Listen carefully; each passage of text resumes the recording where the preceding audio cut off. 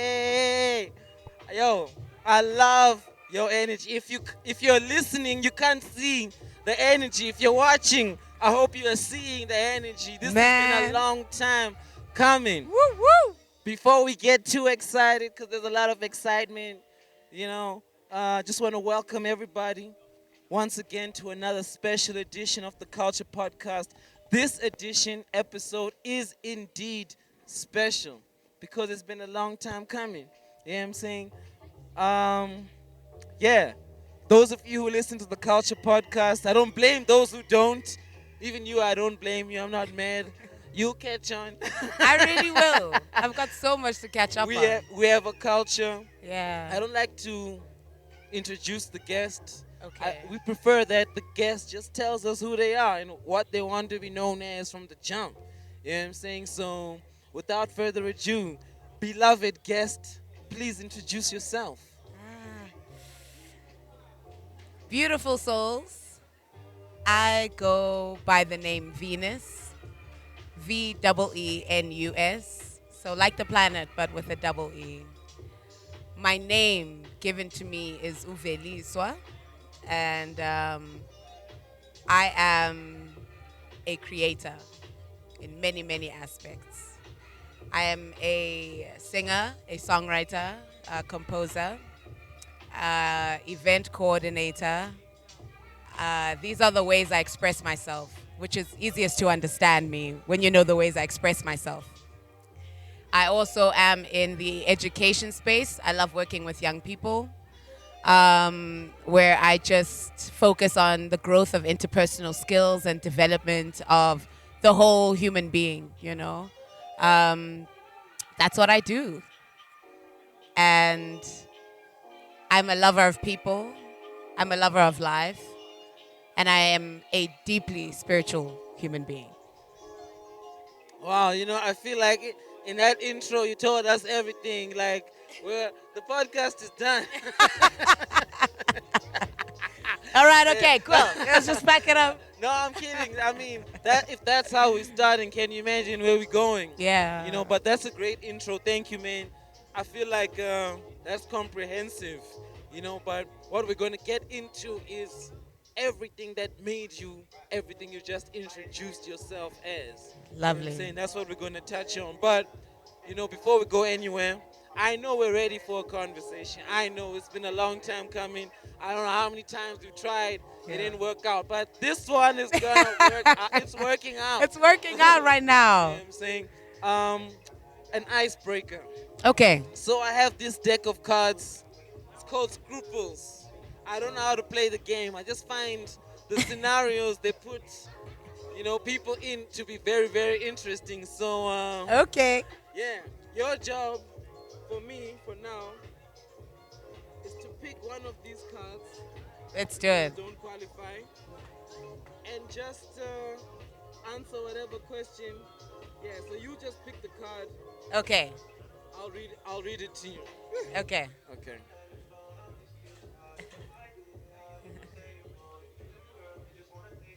Ish, might be a triggering question. Oh, wow. Oh, wow. Immediately.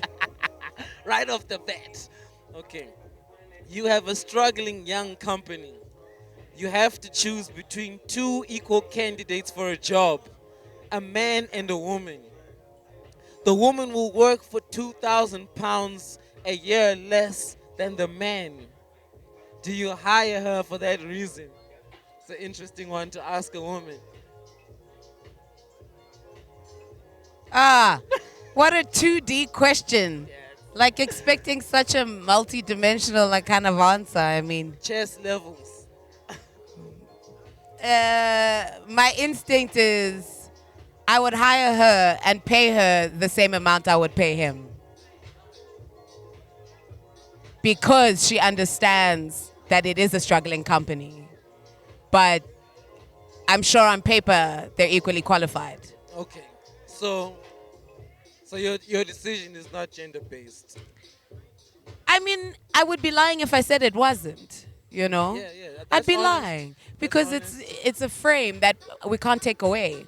you know, especially because I am a female, Yeah, yeah, you yeah, know. yeah, yeah, yeah. So I can't take away that frame. Yeah. But as objectively as I can look at it, that's probably the Yeah. outcome. But you know what? This is the Culture Podcast. It's a free platform. No one is gonna judge you. You know what I'm saying? Yeah. So shout out to you, man. I feel like that's a great solution to that conundrum. You handled it with dignity. Thank you. Let's do one more.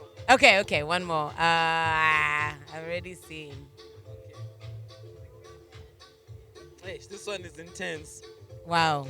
Your elderly mother-in-law can no longer manage alone in her house and doesn't like nursing homes. Do you take her in? Yes. You do. Yes. No question. No. No, not at all. Not at all. You know, It's a no-brainer. it really is, you know.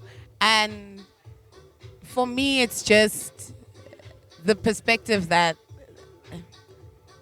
other than the fact that I personally love living with my mom, you know, like, it's the best thing. Like having moved out, lived many years, you know, but I love it. So taking an elderly mother in will always be beneficial to the family. You have a source of wisdom and of love and compassion, and provision, really, and protection, you know, in your home. And if the relationship is conducive, it's like the cherry on top, you know. Like if it's not a toxic relationship, then it's like that is an ideal situation, you know. But it's not meant to happen that these people go into these homes in the first place. It's actually not a human or natural process, you know. Like in life, you know, the cycle of life is that they are your parents, they raise you as a child, they get older and you become the adult and they become the child. And the roles of taking care of one another swap, you know. That's literally the cycle. Yeah. And we shouldn't look at it like it's some sort of a black tax. You know, like it's actually a blessing to be able to do that, if you ask me.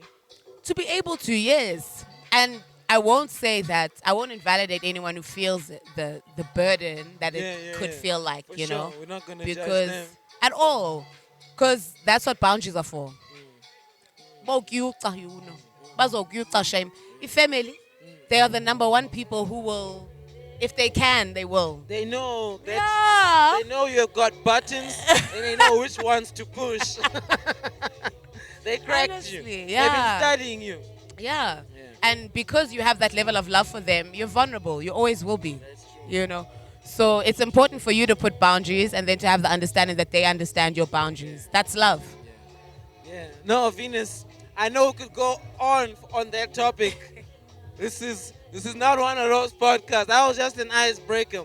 And needless to say, I believe the ice has been broken. Sure.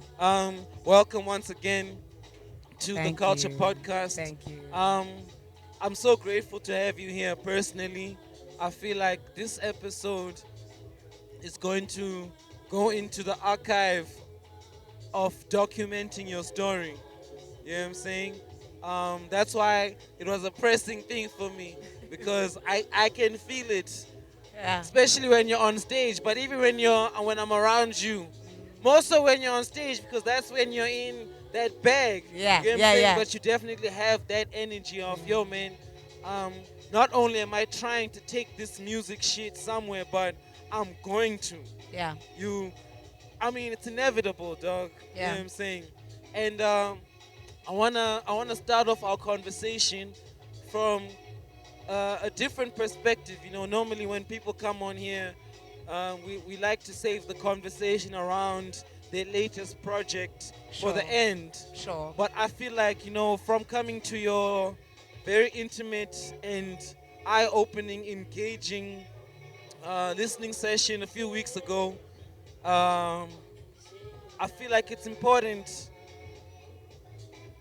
Not that it's important, but like it'll be an interesting story to tell again the way you told it at that listening session, because it's like the title explains why you are who you are musically, right? Sure. Which is Boombap Chrysallis. Sure. So can you tell us about Boombap Chrysallis Yeah. while at the same time telling us about Venus music? And I'm here to listen, man. You know what I'm saying? So I'm not gonna interrupt you. You just tell us, and I do have some questions on top of that that I've prepared. So Sure. yeah, man, give us the backdrop to Boom Bap, building up to Boom Bap Sure. Chrysalis, which is part one, Sure. which is your latest project, which just came out a few Yeah. weeks ago. Yeah. Thank you. I Thank you know for this opportunity. What a beautiful question. it's a pleasure. Trust Um, me. wow. I'm prompted to just ask like everybody just take a deep breath in, you know, and out.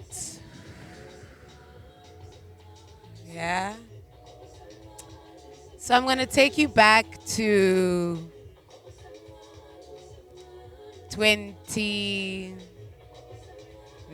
2019 to not go too far, you know. Okay.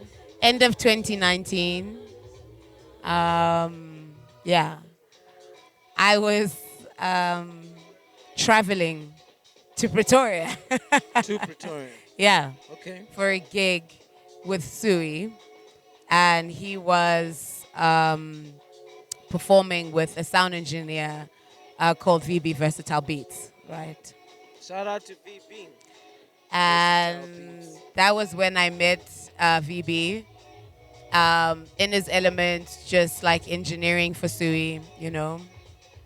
And that day and that meeting was an answer to a long time like desire for me musically. Like because of the way that I delve in musically and the journey that I felt that I was on, I needed like I needed a producer who was going to be able to give me what my soul needed in terms of genre. And in 2019, I didn't really know how I was going to express myself, you know, going further because I had just released Hummingbird, you know. So I had just released music for the first time, and like 2021, you know, there was Love in 3D, right, which is the first venture where I featured VB Versatile Beats, right? Love in 3D. Yeah. I love that project.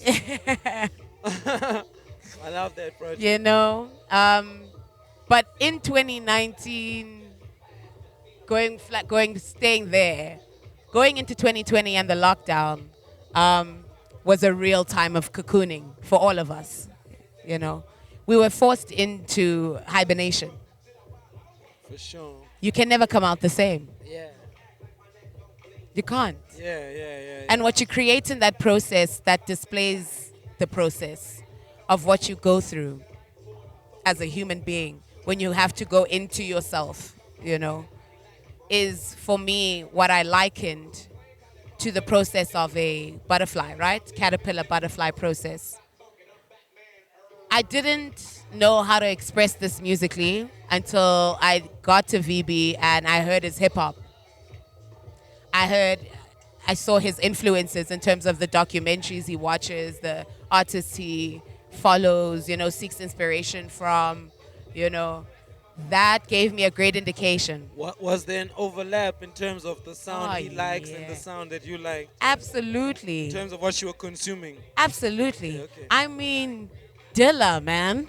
Hey, shout out to Jay. Like, Man, come on. guys, Okay. Jay Dilla and Common created Neo Soul, man. Yeah. You know, Yeah.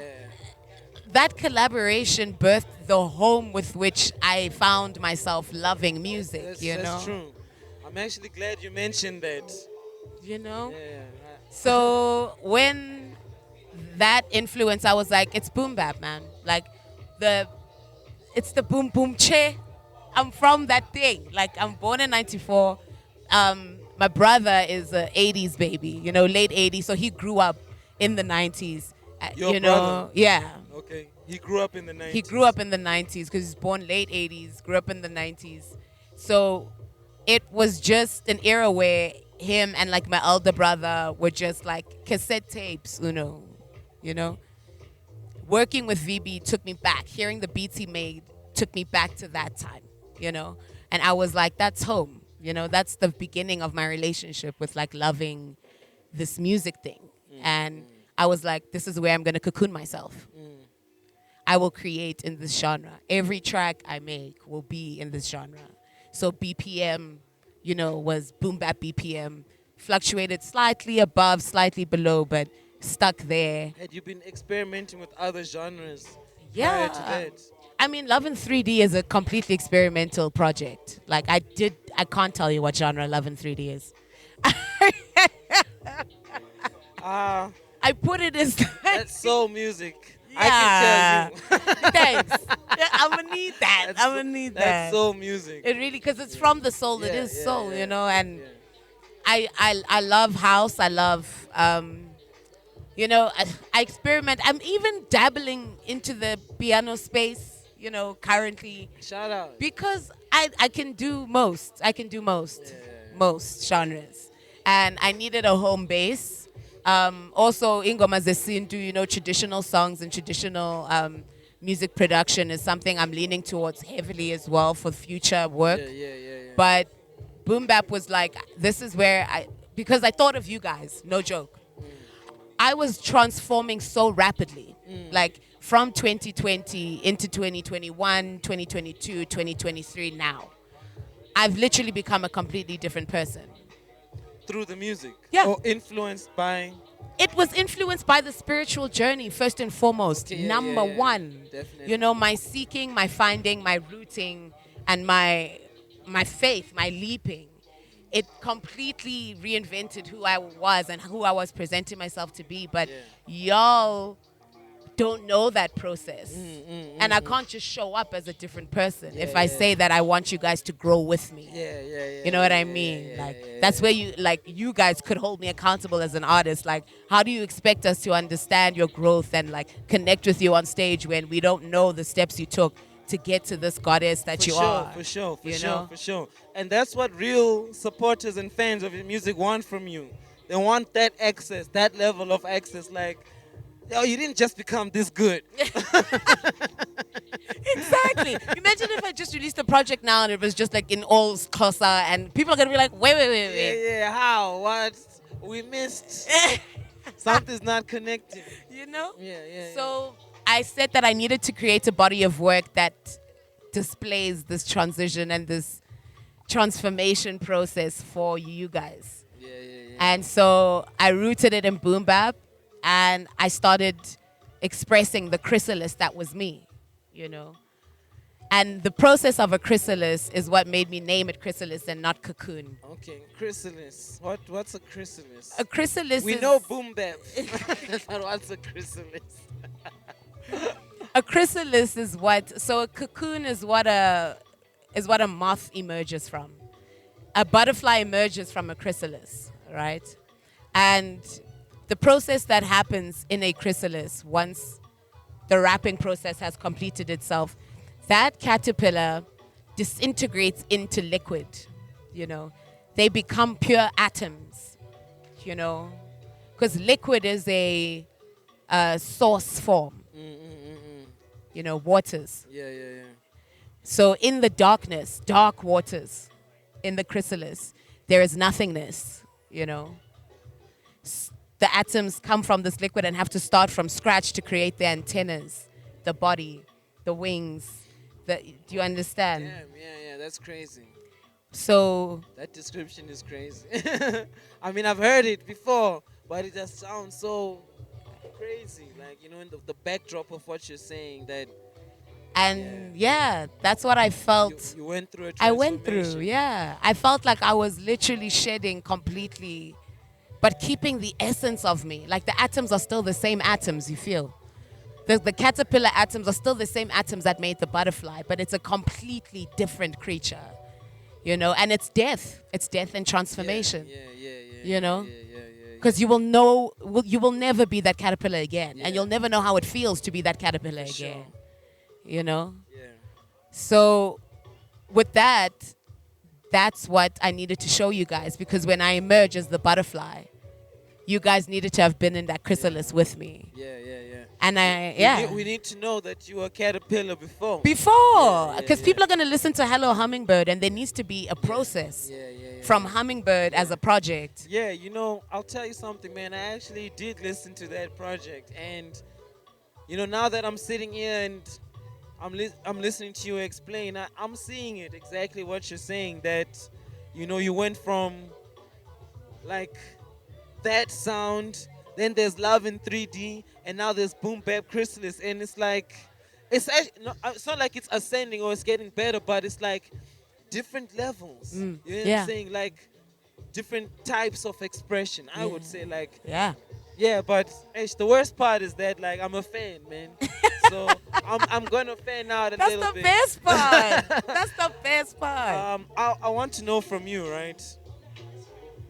What would you describe, or can you define maybe how before was?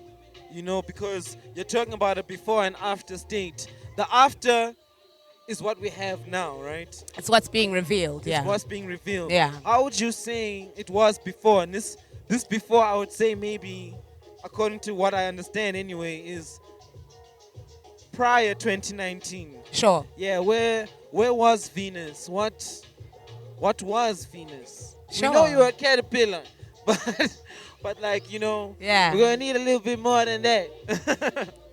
I mean, I'll take you where way does back. the journey begin? Oh, Yeah. okay. Until 2019. I'm gonna take you literally from the beginning. Let's then, go. you know. So my journey, uveliswa, born Cape Town, raised Johannesburg, right? Very spiritual family.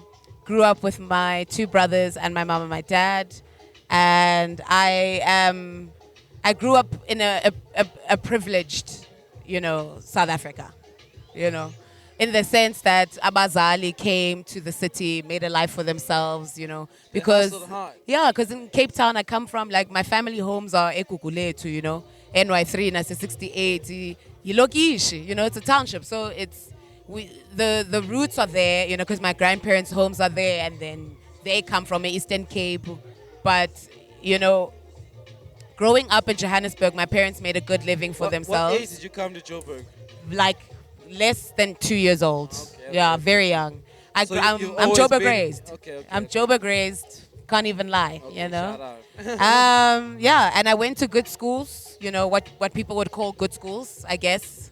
I appreciate you saying that, man. You know, a lot of people like to underrate how good their schools are because it's cool to trash your education. Man, you know look, the way that I view education now is contrary to what I would have given myself if I had the choice, right? Yeah. But I'm not you gonna cherish it nevertheless. Yeah, it got me where I am. Yeah, I can communicate like this, you know, because sure, you know, there's things, but I went to good schools, you know, with what is considered good schools, good education, which gave me a lot of platforms throughout school, guys. No joke. I joined choir, I think, like grade 1, like grade 2, like as soon as I could. I think it was grade 3. I had to be like grade 3. Joined the choir. I joined the choir. As soon as I could, I joined the choir. And it's just because I thoroughly enjoyed singing with other people. That's important. I enjoyed singing with other people. I loved that my contribution vocally in whatever voice group made a difference to how this collective sounded. Yeah. I was in a lot of like collective things thinking about it. Any opportunity I got, because they were good schools, I got a lot of opportunities. Choir, I got to play in the marimba band, I got to play in the djembe band, I got to play in recorder ensembles. You know, I got to be on stage through drama and production, you know. Okay. So from young, you got the opportunity to express yourself artistically. Absolutely, and I stuck with it. Especially musically. Yeah. Okay. Absolutely, because I mean, I played sport too throughout primary school, netball, softball, tennis, swam, you know. I really was just a do-it kid, you know, enjoyed every opportunity. And the folks would support as well. Absolutely. They were fully behind it. Okay.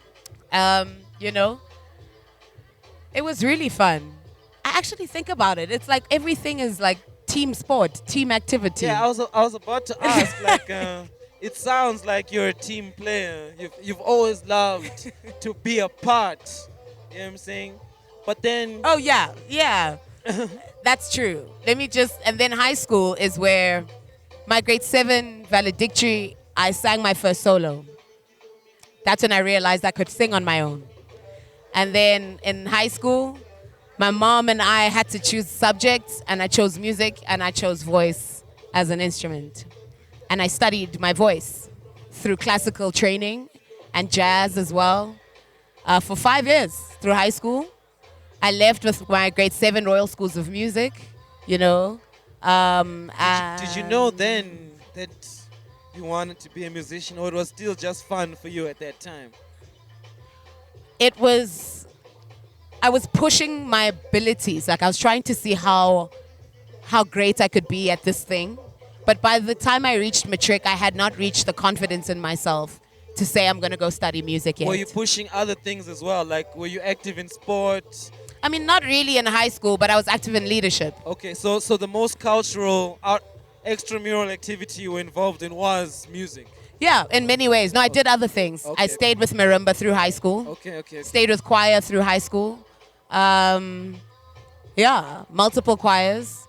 Stayed with drama. Did a lot of drama. I even directed. Like, love it. Hey. Love it. Okay.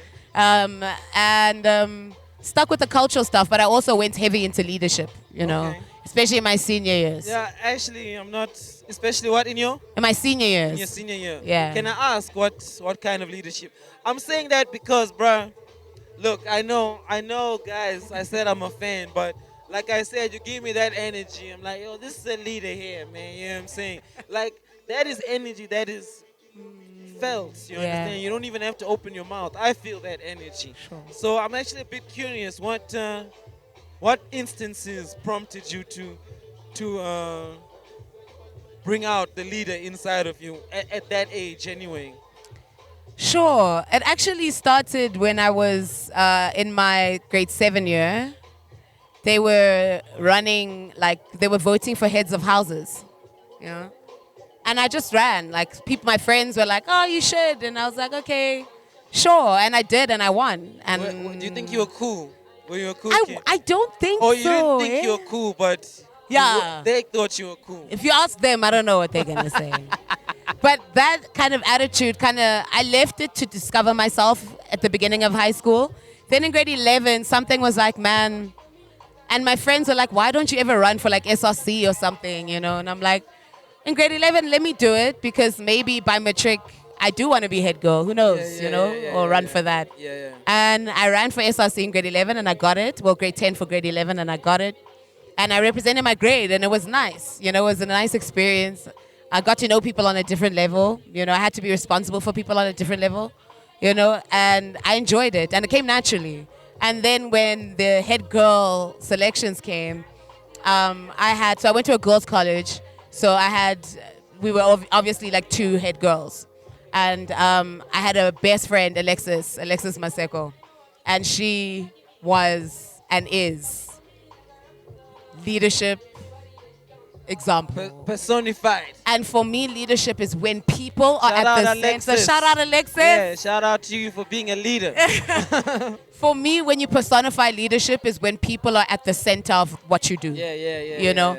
And she had the ability to get along with everyone. And everyone loved her. And it was not because she put on a pretentious thing. And, you know, I was still learning things like that. And I felt like I would be a great support for her. So I would vote for her over me voting for me, you know, which I did. But what happened is, you know, Umoya is amazing. God is amazing. Creator is amazing. And she got a head girl and I got deputy. Exactly like the I way wanted. you planned it. Yeah. Yo, shout out to God. Man, a creator.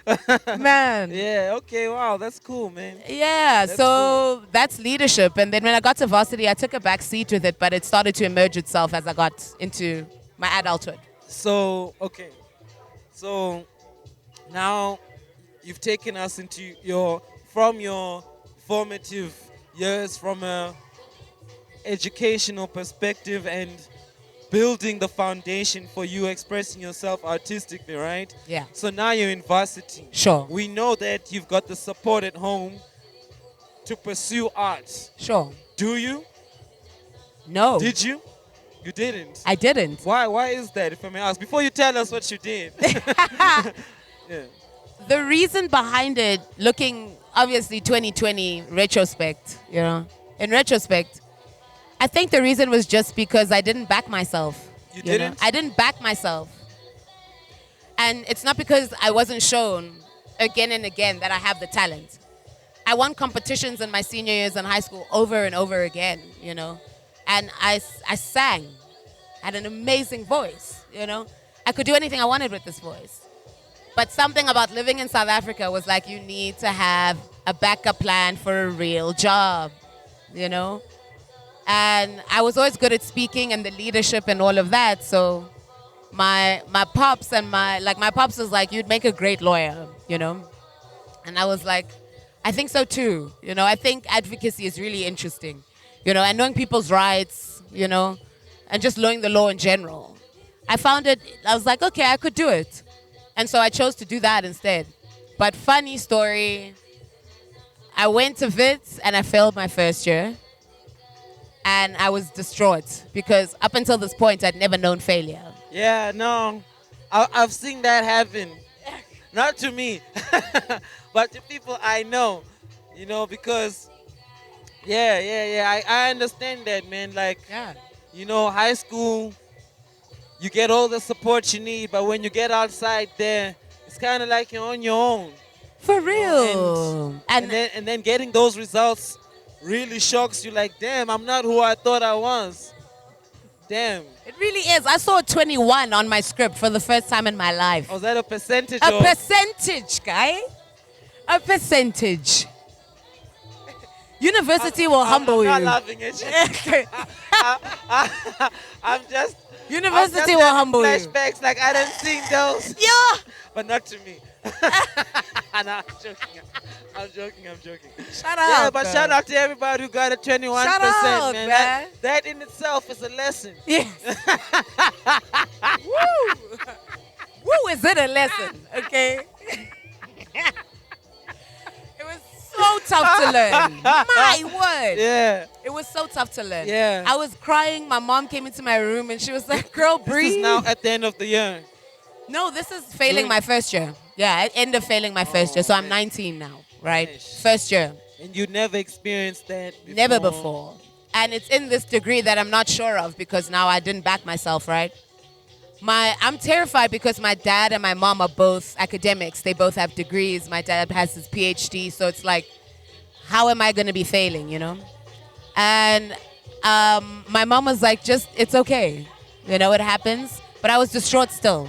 And she was like, you got to stop crying. Otherwise, it's going to make your dad panic. Like, no joke. And I was like, okay, let me pull myself together.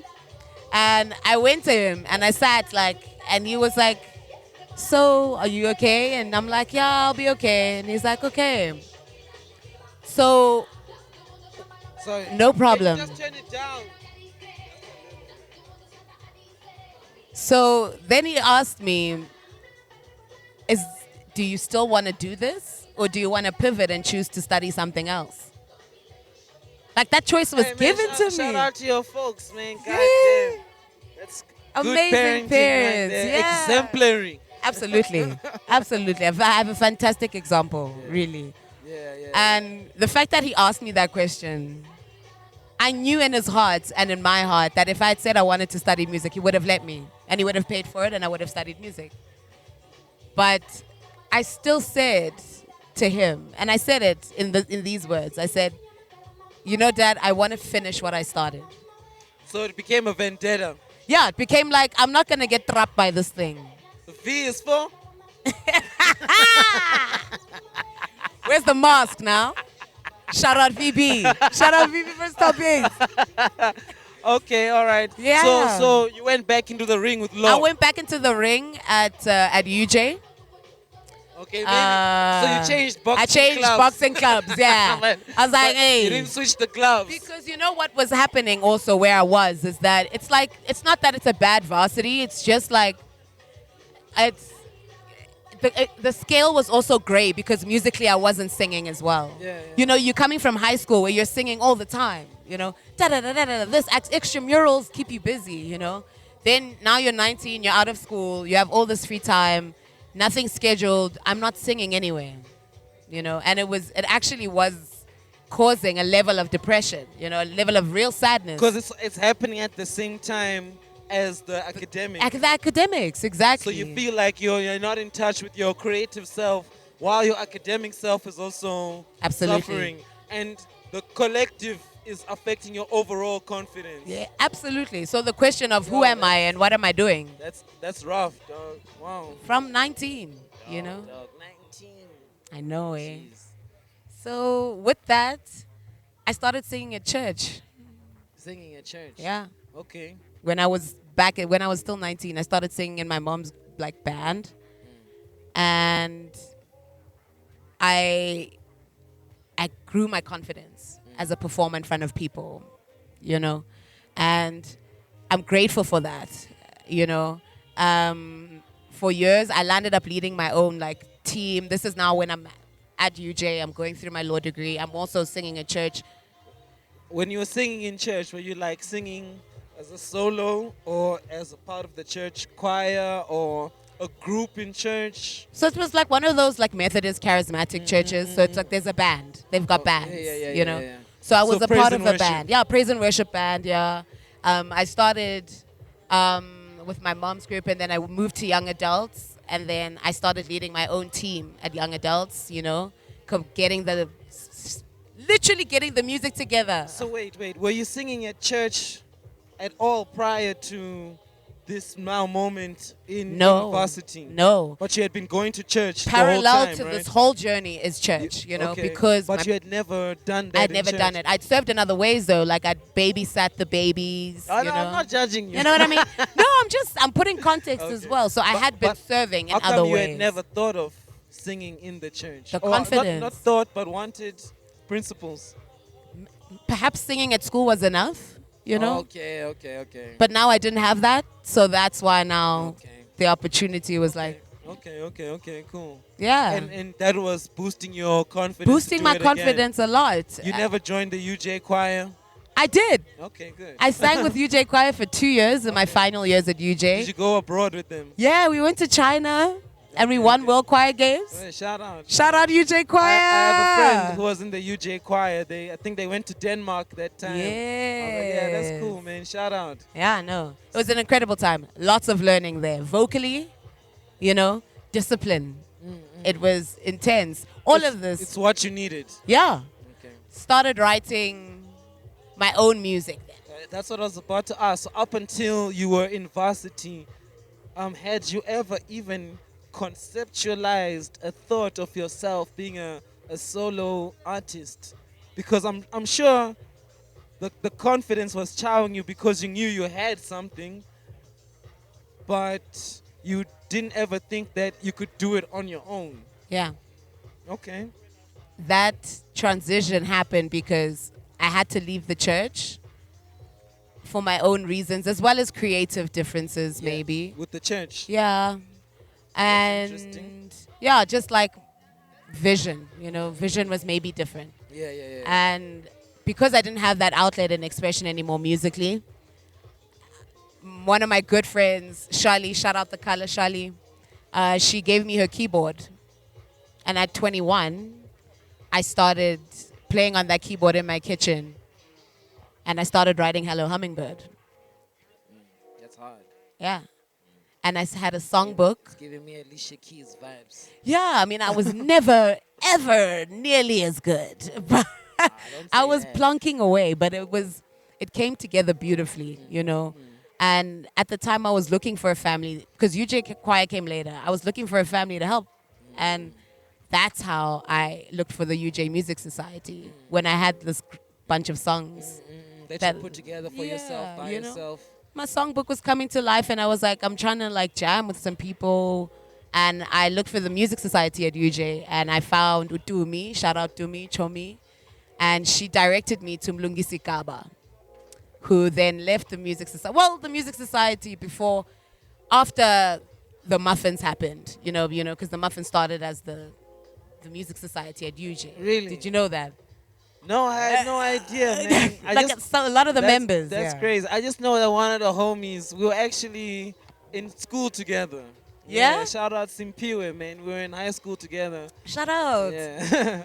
That's so cool. Yeah. So you actually also know Simpiwe. Oh on that no, I level? don't. Oh. Shout out for you.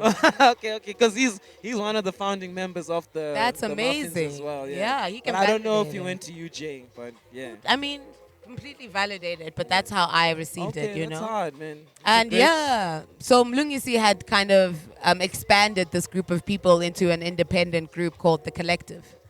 And I found myself meeting the Collective, being collected, actually. There's many of us. Shout out to the Collective SA. That's who they are on all socials. Amazing group of musicians. Mlungisi helped me create what is the Hummingbird EP. in terms of Guitar and composition. Okay. Because what I was playing were notes, but they weren't. That doesn't mean. And you are trained in music, right? You know what note is what. Yes. It's just maybe you weren't there yet in terms of producing yourself. Sure. Okay. Yeah. And in terms of just playing the instrument, you know what I mean? Okay. And he fluently played the guitar, Okay. and he took what I wrote Yeah. and listened by ear, you know. And yeah, he made it come to life. Okay. And he's that's how he's a co-producer on a co-composer on the EP. Okay, cool. That's cool, man. That's cool. I like that project.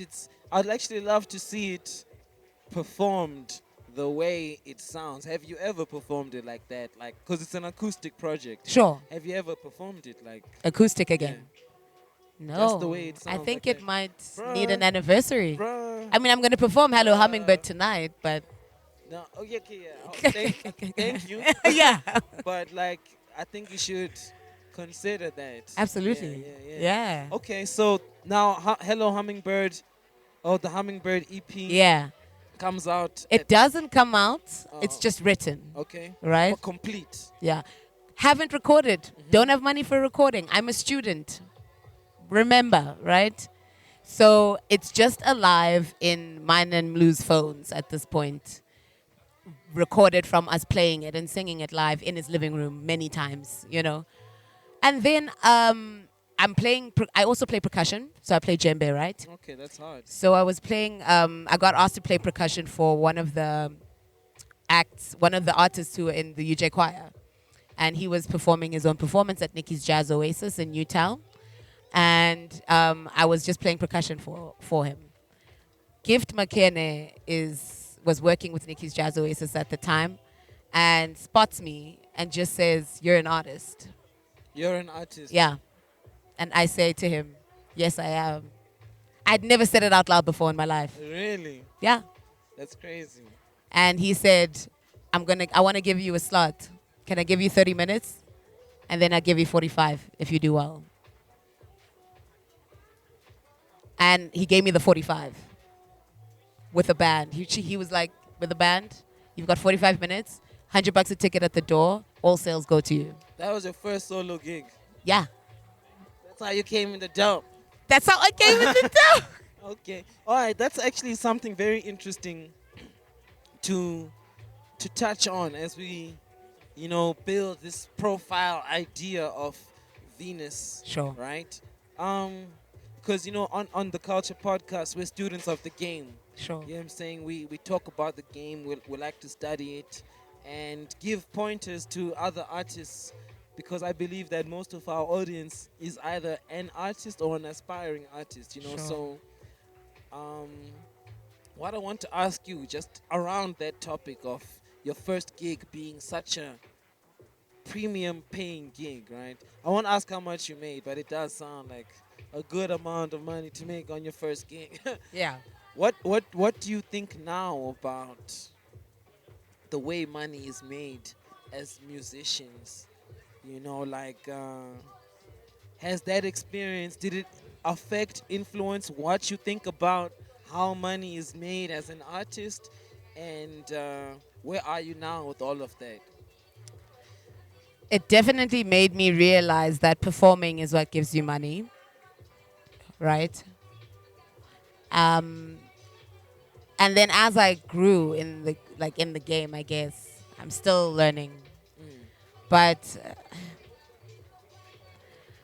I had a whole debate with the music industry, about this question. You know what I Yeah. mean?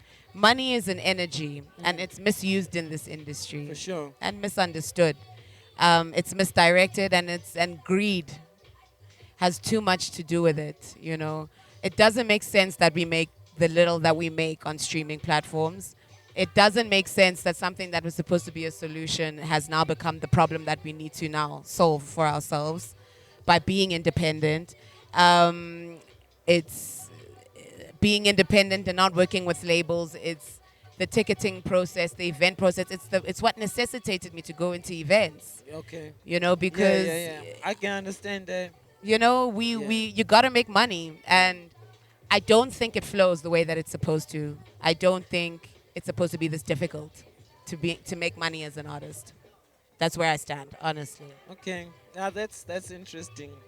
That's interesting. I'd love us to talk about it, but I don't know if we're gonna have time because I think it's a very good conversation to have. Yeah, Honestly, yeah. and I'm all personally right. I'm all about challenging what we think about how the game is being played today. Absolutely. Because they used to say to us when we were younger, for everybody who says it can't be done, there's someone doing it. Doing it. You know, Yeah. and there are people who've cracked it. You know what I'm saying? And that's the angle I come from. It's like, okay, fine. What are we gonna do then? Now, and that's why we get into events. It's like, okay, we're figuring out other Yeah. ways of doing it. So you would say that as an artist, right? Because this is another thing. If you maybe are interested in listening to the Culture Podcast, there's an episode we did with these guys called Bonfire Rebels, right? They're a Sure. group. They do boom bap as well, but like some alternative abstract shit. They have their own way of presenting it, and they're very anti Mm.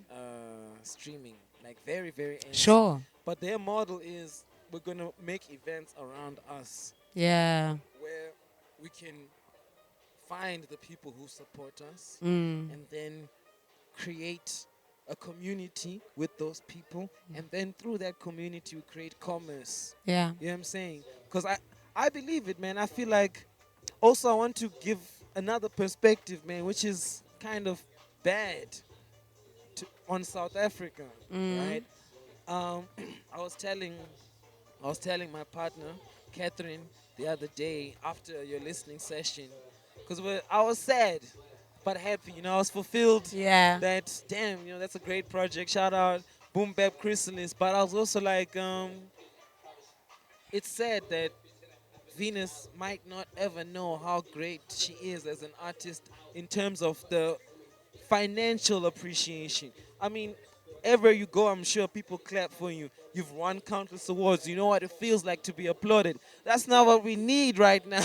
Right. Right? We're talking about the bag. And it was like Yeah. hurting me that. Yeah. But then, like, the thought crawled into my head that I swear to you, Venus, if you were just born in another country You know what I and you were the mean? same person, everything Person. was like, they would be bringing you to South Africa. Yeah.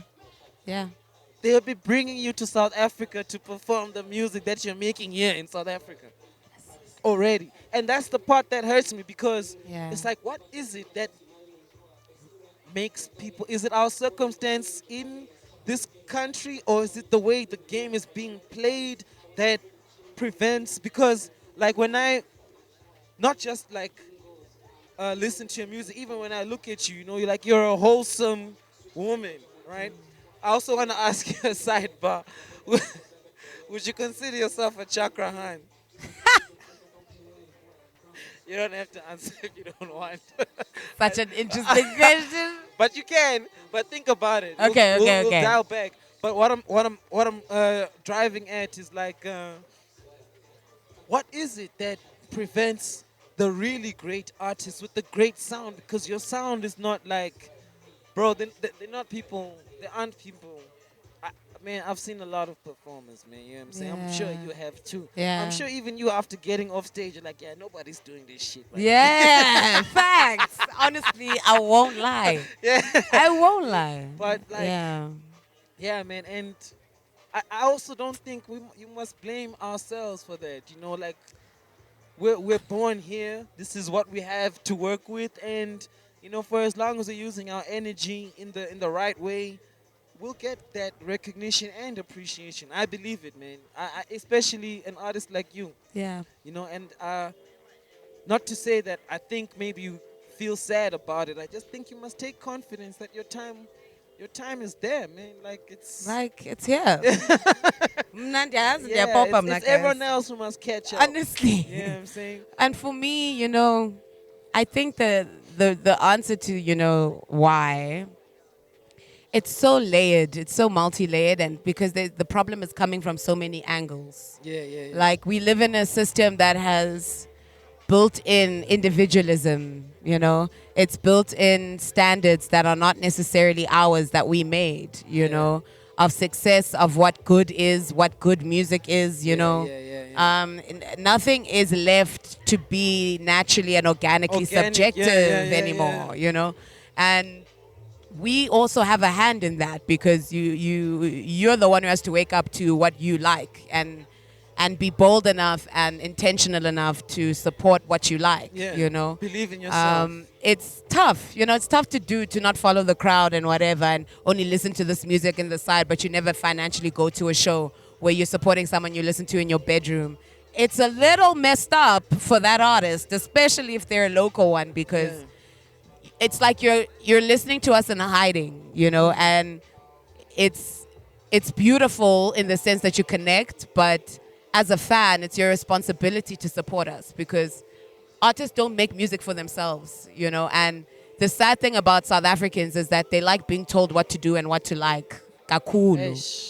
And you as a person who's coming with something that isn't the norm, you have to do a lot to get attention, and attention is a gift that people have to give. Yeah.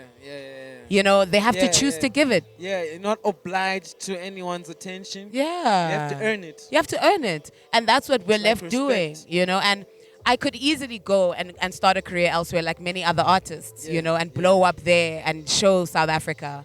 But the reality is that, guys, my purpose is here. My purpose is here. My purpose is to show you that greatness is from here. It can be here and it can blow up here. Support it. Support it. And as long as that takes me, if it takes me my lifetime, that's fine because I have other avenues to sustain myself because I'm blessed that way with multiple talents, So I can be here, It's not life or death. Yeah, no, that's true. And I also appreciate you saying that. A question crawled into my head, right? We're talking about the game, how it's been played, and how I feel. It's just my feeling because I like your music. Don't crucify me, anybody, but I will stand for it. Your credit as an artist and what you do is coming, right? Yeah. But you've also won some competitions. Yeah. Right?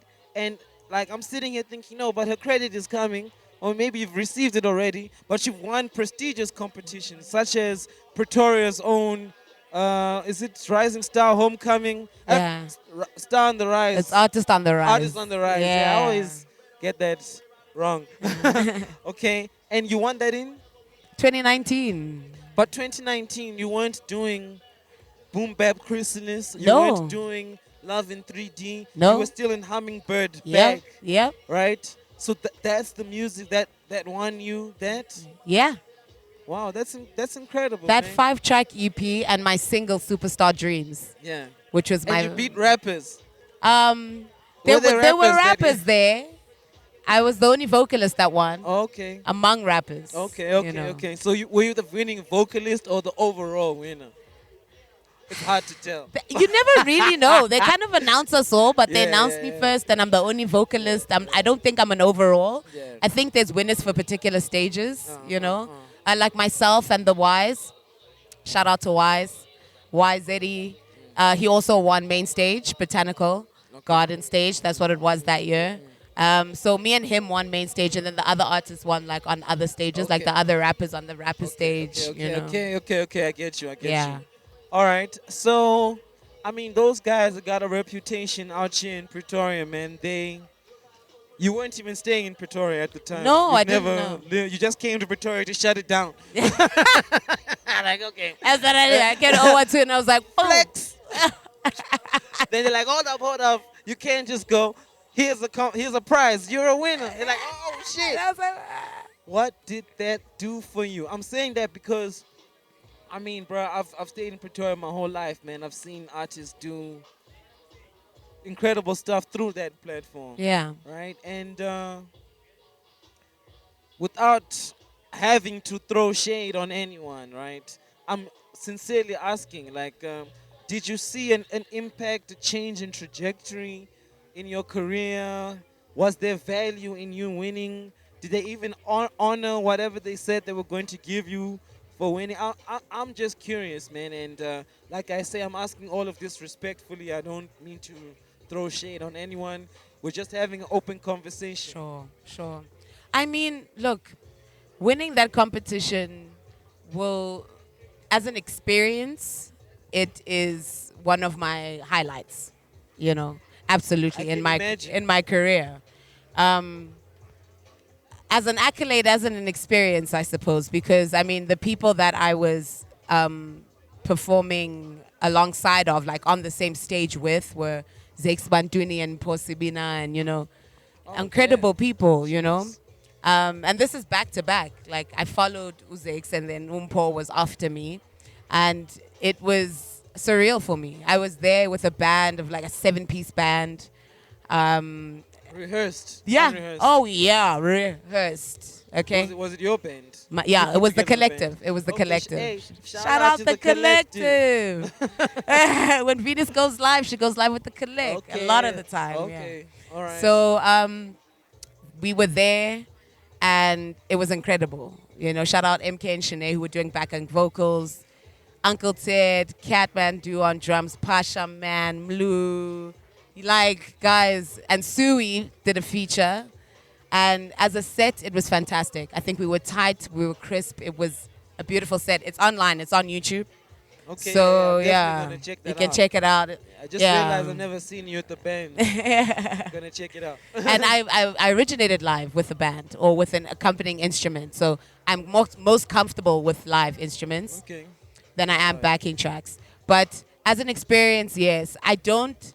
Afterwards, there was like a broadcasting thing where like other artists were on the platform, and it was like shot. I think it was during COVID.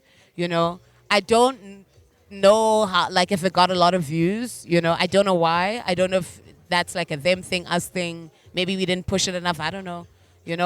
But other than that, there hasn't been anything really. I would have appreciated if they would like, hey, do you want to like be a judge or something? But maybe I have to do more. You want to be a judge?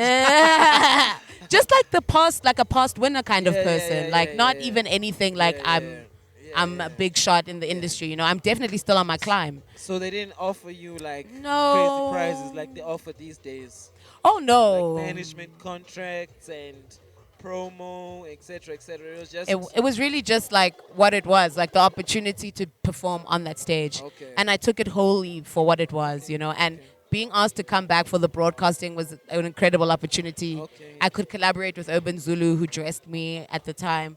And it was just really dope, and it's an accolade that will forever stay in my Sure. musical I hope resume. It's on your EPK. Yes, of course it is. Thank you, Homecoming. So it gave me what I expected to get out of it, Yeah. No, I'm happy, man. I'm happy for you, and I'm happy that I finally got to the bottom of that because it was burning inside of me. I'm like, yo, man, you mean to tell me she won that competition? She's not a national star. Now I understand that that wasn't the prize. No. Yeah, that wasn't. They hadn't. They weren't offering what they're offering these No, days. You know what yeah. I'm saying? But still, something to be proud of, man. And Absolutely. congratulations to you. And one more shout out to the collective. Yeah. Yeah, man. I actually feel like we could talk for days, man. But I don't want to do that to you or our listeners. So Yes. I'm gonna try and wrap it up.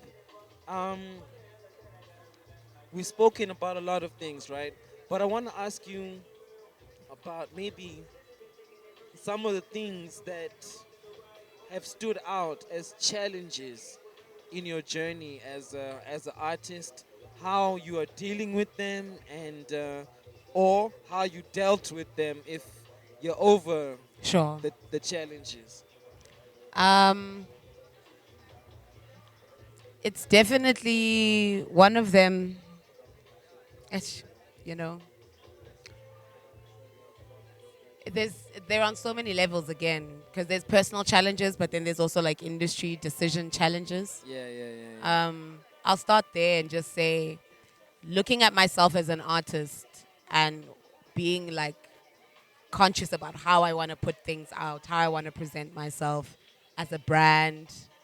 That I just realized that that always challenges you because you always need to level up because you're never going to stay the same. Yeah, yeah, You're yeah. always going to evolve, For sure. So there was an evolution that I needed to, so rebranding and that evolution and translating that was a challenge. And that is translating your creative direction into how are we going to roll this out? Like, what does the cover look like? I When are we doing understand that. things? That was a challenge for me because I love staying in the creative space. So the the challenge was that, but having partnership through V Music Group in distribution, which is something that is advice. What I'm seeing working for me in addressing these challenges in terms of industry is collaborate aware of what you are willing to do yourself and what this next partner is doing for you. Remaining independent is working, right? My story could change. But at this point in time, how my like the climb and the trajectory, it's working in the model that I'm working it in. And this comes from a lot of advice from a lot of people, and thinking it through and feeling it through and what feels right because music is always spiritual first, which means you have to honor self. You have to honor yourself For sure. as an artist. For You've got sure. to. For So sure. that that journey is difficult because what you need to honor yourself may not be what the industry says you have to do, you know, to make it or whatever. So first things first, be okay with the pace. I had to be okay with my pace. Trust the process. Yeah, I'm okay with my Trust the pace. chrysalis. Trust the chrysalis, man. That's a hashtag for you. Hey, man, that really is. I'm gonna do that. I'm gonna do that. So that's a challenge. Yeah. Personal challenge is always discovery and rooting yourself in identity. Who are you? There are too many artists who do not know who they are because a lot of people do not know who you like.